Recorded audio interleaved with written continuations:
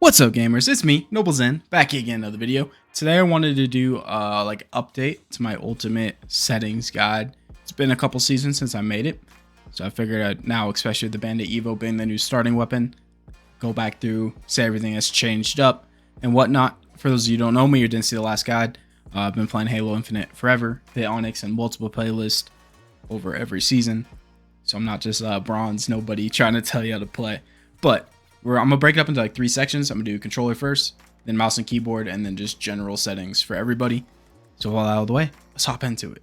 So starting off with controller, for my sensitivity and acceleration, I like to do 4-6-6. This one is more self-preference. There's not really like a best sensitivity / acceleration. This is just what I think feels the smoothest to me.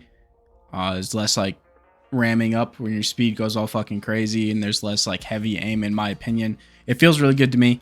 I also play a little more aggressive, so I need like a little more flick movement. So if you're like a slower, more passive player, you might want to turn it down a little. But I mean, I feel like it's a good starting point to kind of see what you like, and it hopefully just works for you. It's been working great for me. I've been using this sensitivity since season 2, so I really locked it in. It felt really good, and I've stuck with it ever since. Okay, next up is the move thumbstick and the look thumbstick.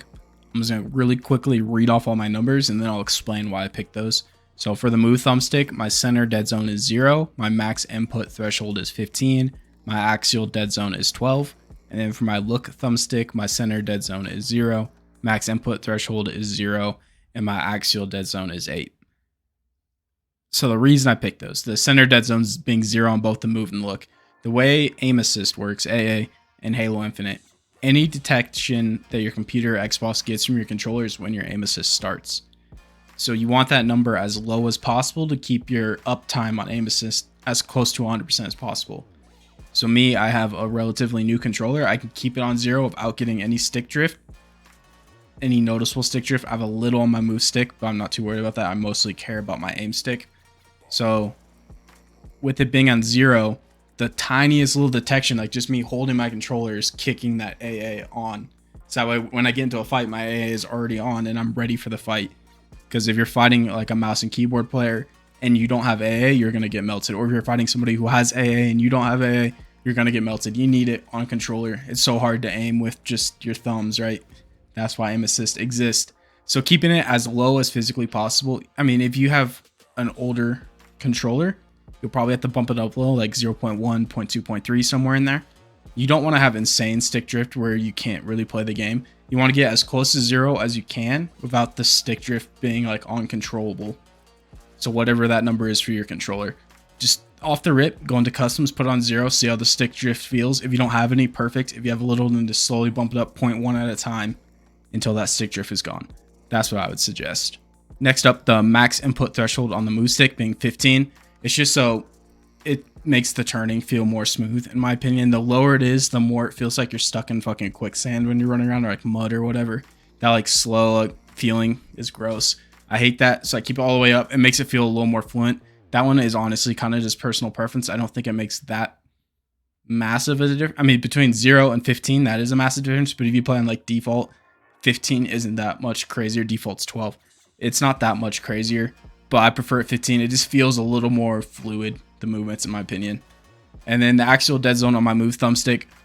Honestly, I don't think axial dead zone really makes a difference on the move thumbstick, so I just keep it at default. I haven't found any benefits to having it higher or lower, so I've just been repping it on default. Now onto the look thumbstick. We already went over the center dead zone being 0. My max input threshold is 0 to remove any janky movements.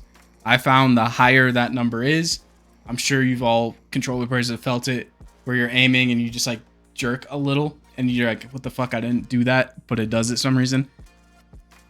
The lower that number is, the less likely that is to happen. So I keep mine on 0, so it almost never happens. Controller's still a little janky, so sometimes like 1 out of 100 games or 100 fights it'll happen. That's a lot better than every other fight. So just dump that thing down to 0 is my personal advice for that one. And then the axial dead zone on the look thumbstick being 8. It just feels more smooth that way to me. It's a little less finicky. I can keep like a straight scanning the horizon line with it. That one is also, once again, more personal preference. You could probably rep default and be just fine. I find it's the most comfortable on 8. You could be a little lower, a little higher. Just mess around with it. The reason I'm giving these settings is to give you guys just a starting point. For me, these are my perfect settings, but I also spent way too fucking long in the academy and custom games and Octagon just getting my fucking settings perfect for me personally. But hopefully it's at least a good starting point for you. And then now hopefully you at least understand what each one of these does, because I mean, just reading move stick, center, dead zone, what the fuck does that mean? Now you know, right? All right, and then the last settings thing for controller, zoom sensitivity. For whatever reason, 343 doesn't explain what guns are what. I'll have a list up showing you. It'll make more sense as we talk through it. Each gun's ADS, aim down sights, has its own sensitivity. The DMR Evo, the new starting weapon, is 1.6 and the BR is 2.5. I have both of those on 1.5. My 1.6 and 2.5 scopes are both 1.5 sensitivity. The reason I did that is it's the exact same speed as my non-ADS speed. So it's 1-to-1. So when I ADS, it's the exact same. I'm not going any faster, any slower for both those guns. Everything else for me is default. If you find yourself sniping like a fuck ton, you could go and mess with it. Me personally, I generally no scope. Or at least try to, right? So I never found it worth my while to go through and change that. And like rockets, who the fuck cares? You just fire them from the hip, shit like that. But DMR and BR for sure. Maybe not so much BR anymore now that the DMR is the starting weapon, but at least you're 1.6. Get in there and fuck with it. If you copy my settings exact, 1.5 is the 1-to-1 for you guys, just so you know. But yeah, that's all for controller. We're going to move over to mouse and keyboard. All right, for mouse and keyboard, I'm going to start with sensitivity again. Just for reference, my mouse's DPI is 2000, and then I play at 1.2 sensitivity, and then 1.5 vertical, and 1.4 horizontal. The reason my horizontal is 0.1 lower than my vertical, I found myself, for me personally, for whatever reason, my brain is a little bit slower horizontal than it is vertically. So that made it feel more smooth. Generally, you want those to match, but you can tweak them a little bit to fit your playstyle. Like I was saying, for whatever reason, horizontal was just fucking with me. I could get them going up and down, no problem. But whenever they're one shot going left and right, I just couldn't finish them. I tweaked it just the tiniest amount, and now it feels buttery smooth in my opinion. So that's why I'm repping sensitivity-wise with that 2000 DPI, like I said. Once again, it might be a little fast if I'm a super aggressive player and I have thousands of hours on mouse and keyboard, not in Halo, but in just games in general. Tarkov, Destiny, fucking Call of Duty, all that bullshit. And this feels good to me. You might want to, if you have a lower DPI, you might have to up it a little, or if you have a higher DPI than me because you're fucking cracked, it might work perfectly. But hopefully this is a good base starting point and you can adjust it from there. You can watch my gameplay, see if it looks too fast for you. The gameplay in the background is on mouse and keyboard right now. So if that looks too quick, then you know, okay, go a little bit lower. But that's my base sensitivity. Hopefully that helps you all.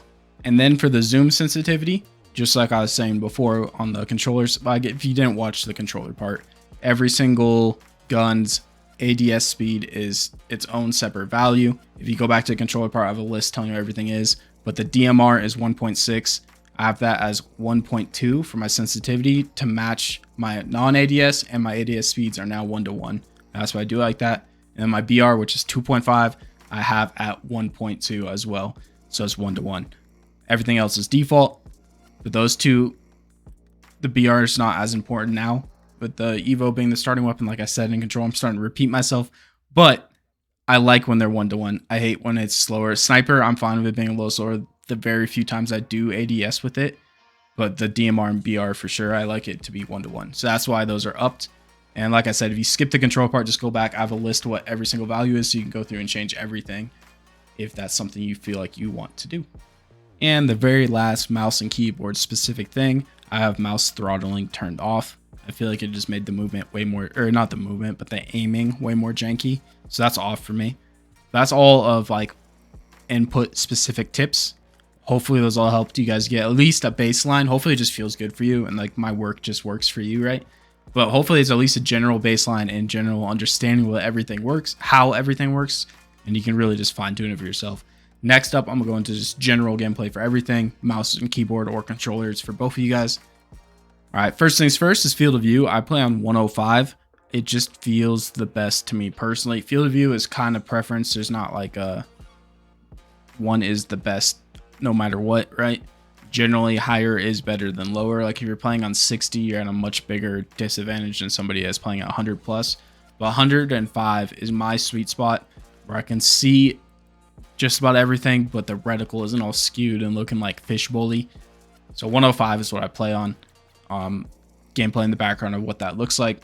Hopefully it looks good to you and you can just pop on there, go up and down as you see fit. And then for the frame rates, normally, right, my max frame rate is capped at 144 because I only have a 144 refresh rate. So the only thing about that is just wasted space. Right now, specifically, if people who have an NVIDIA graphics card on computer, there is a bug with the game. That's why you're taking forever to load in the games. That's why it feels a little like laggy almost. There's a bug in the game right now. I'll post it in the comments whenever they patch it and fix it. 343 is aware. But until they fix that bug, they said for NVIDIA players to turn off VSync and on-cap your max frame rates. That's why in this video it is unlocked. But normally, like once that bug's fixed, I'll go back to capping at 144 because anything above 144 is just a waste for me. Generally, you just want to cap it at whatever your refresh rate is. And then your minimum, I like to keep it at least 100 just to, I feel like 100 is good. Like anything above 60 is honestly better than nothing because then at least you're beating the Xbox players. Sorry for them stuck there. But I just picked 100 because it was a nice round number. Next up, I'm going to go through all my graphical settings. I'm not going to read every single one. It's just going to be like a wall. You'll see it all. Generally, everything for me is on medium. There's a couple things on ultra and high. If you're not a content creator, put everything on low. Maximize your frame rates. The only reason my stuff isn't on low is because I just wanted my YouTube videos to look better. But if you're just going for pure performance, put everything on low. Turn off the like useless shit like shadows and whatnot. You don't need that. Everything, clouds, you can turn those off, I'm pretty sure. You want everything on low just to maximize your frame rate, especially if you have an older system. Push a couple extra frames out of it. It's less work for the CPU. So yeah, those are my settings currently. That's just because of YouTube. If I wasn't a YouTuber, everything would be on low. Like season 1 and 2, before I started making content, everything was on low just so I could get like 150 something frames. Last couple tips: search region, put on local just so you have better ping. You don't want 300 fucking ping. That sucks. Especially if you live in North America. Throw it on local. I get people outside of North America, but we'll probably have to put it on expanded just to be able to find games. I know like people in Australia have to play on a VPN just to be able to find games. But if you're fortunate enough to live where you can put it on local, put it on local. You'll just have better, especially with how bad the desync can get in Halo. You don't want to also add bad ping onto that. So just keep that shit on local unless you have a specific reason to put it on expanded. The next couple things are just like me personally, the HUD stuff I'm about to go over. I keep my HUD opacity on 0.3. Honestly, you can keep it at whatever you want. I like it at 0.3 because I can see it, but it's not like blocking anything. Like if you had it maxed out, it's so dark you couldn't see anything like the bottom corners or whatever. With the lower opacity, I can still see everything, but I can also see my HUD. That's why I like it. That one's 100% personal preference. It doesn't really make a difference in the long run. Like maybe 1 out of 1,000 fights, it makes a difference. But I think it looks nicer, and yeah, that one's personal preference. All right, next up, I'm gonna go over outlines and colors. This one is personal preference, but I'm gonna tell you why I picked these colors, and then hopefully it'll make sense to you. So friendly UI or friendly homies are blue. I don't know, blue is friendly. That one doesn't really matter much. And then friendly fire team is green. Naturally in my head, I just see blue and green as friends. So that's why I made it. Enemy UI color as pineapple. The reason I did that, your brain sees yellow the fastest out of any color, and pineapple is the brightest yellow. So I did it just to help with identifying an enemy. So if you are an arena player or just a 4v4 player in general, I highly suggest you put it on yellow. It'll help you find the targets faster. It's like proven, right? You see yellow the fastest. The flip side to that, if you're a big team battle guy, you want to use red. Your brain will see red, recognize red the farthest out of any color. So if you're in a lot of big team maps, use red. If you're more in 4v4s like me, use yellow. Or if you just don't care, use whatever color you think looks the best. That's the specific reason I went with pineapple. Like,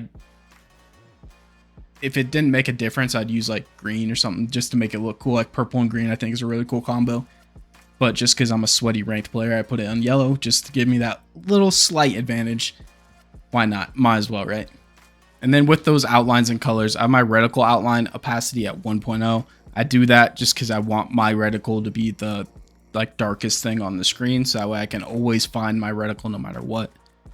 Helps with those headshots, getting those perfects and whatnot. And my reticle outline thickness, I bumped up just a little to 1.3 just to make my reticle a little bigger and a little thicker, just so it's easy. Like I'll never lose my reticle on my screen. It's not that hard on Halo because your reticle is always centered, but it's still nice. Sometimes oh my gosh, the stutter, sorry. Sometimes the fights get really hectic, and it's just nice knowing that my reticle will be the darkest thing on the screen so I can always see it. But that's all I got for y'all today. Just wanted to do an update on my last settings videos because I still see people checking it out and leaving comments, and I didn't have anything for mouse and keyboard.